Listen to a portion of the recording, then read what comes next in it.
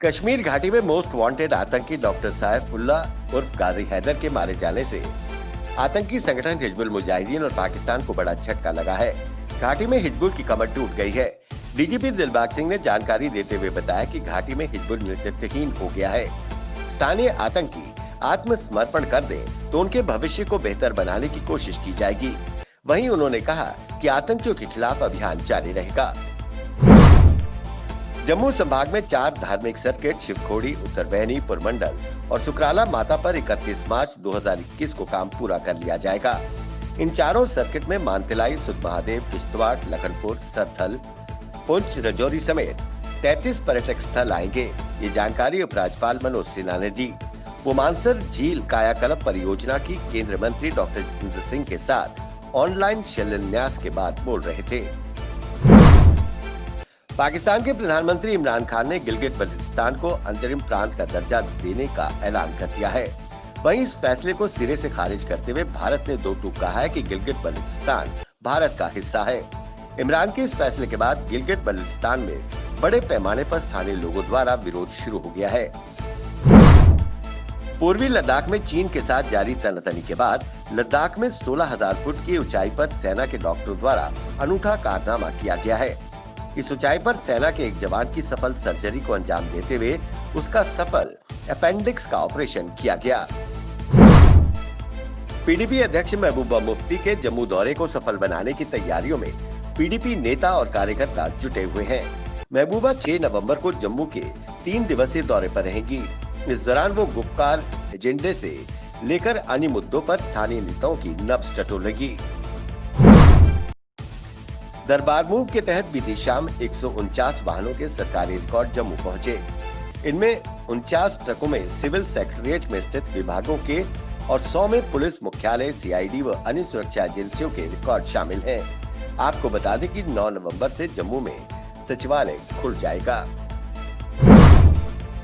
पुनन कश्मीर ने पाकिस्तान को आतंकी देश घोषित करने की मांग की है। पुनन कश्मीर के डॉक्टर अग्निशेखर और डॉक्टर अजय चिलंगू ने कहा कि वो केंद्र सरकार से मांग करते हैं कि वो पाकिस्तान को आतंकी देश घोषित कर दे। प्रदेश में नया भूमि कानून लागू होने के बाद बाहरी राज्यों के कारोबारियों ने जमीन खरीदने में दिलचस्पी दिखानी शुरू कर दी है। पंजाब, हरियाणा के कारोबारी प्रॉपर्टी डीलर्स को फोन कर जानकारी हासिल कर रहे हैं।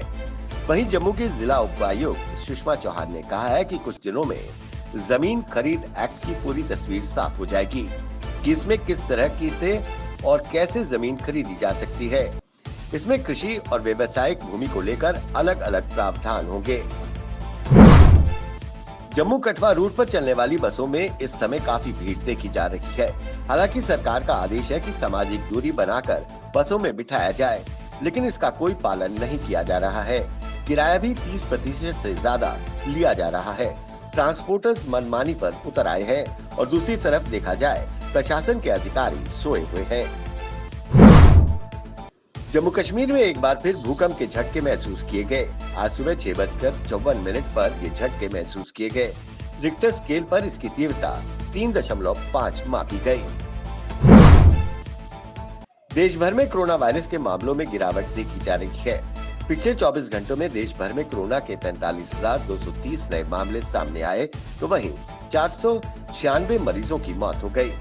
इसके बाद देश भर में कोरोना मरीजों की संख्या बढ़कर 82,29,313 हो चुकी है, तो वहीं अब तक 1,22,607 मरीजों की मौत हो चुकी है। आज सप्ताह के पहले कारोबारी दिन शेयर बाजार बढ़त के साथ खुला।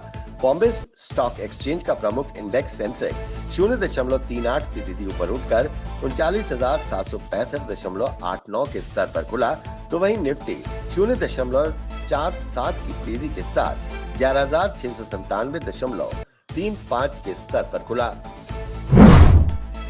यूपी, पंजाब, हरियाणा और उत्तराखंड में पराली जलाने के चलते दिल्ली एनसीआर की हवा जहरीली हो गई है।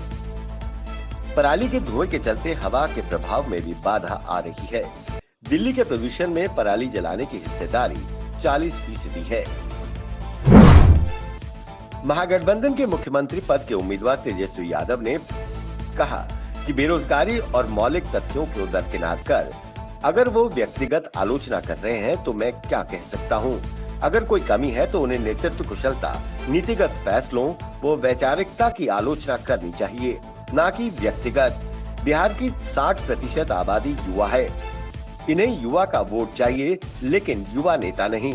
वो प्रधानमंत्री के हमले के बाद इस बात को बोल रहे थे।